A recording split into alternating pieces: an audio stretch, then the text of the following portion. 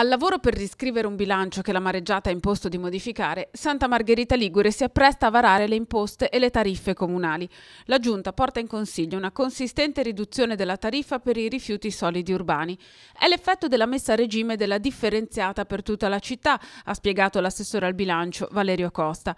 La tariffa era lievitata nel momento in cui è entrato in vigore l'obbligo della copertura totale dei costi e per effetto dell'introduzione del porta a porta in città con conseguente acquisto di attrezzature e forniture.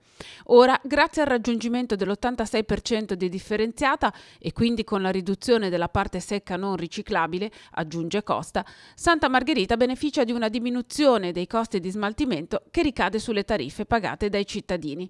La Giunta porta inoltre in consiglio le aliquote IMU e TASI che restano invariate, con la TASI sempre a zero, e le modifiche al regolamento per la gestione dei rifiuti e per la valorizzazione delle attività agroalimentari, rispettivamente per l'adeguamento all'introduzione della differenziata in tutta la città e per l'approvazione della legge regionale relativa. All'ordine del giorno anche le precisazioni concordate con gli albergatori relative al regolamento per l'applicazione dell'imposta di soggiorno che sarà in vigore nel 2019 a partire dal 1 marzo e fino al 31 di ottobre.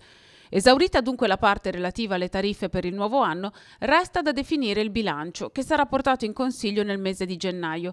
La mareggiata, così come è accaduto per i comuni vicini, ha di fatto imposto una rivisitazione di alcuni capitoli chiave. Stanziati nell'emergenza 790.000 euro per coprire le somme urgenze, resta da far quadrare i conti cercando di capire anche quali saranno le entrate possibili, visto che, ad esempio, non si sa quando e come il porto potrà tornare operativo e in che misura, e quindi quali potrebbero essere gli introiti per le casse comunali.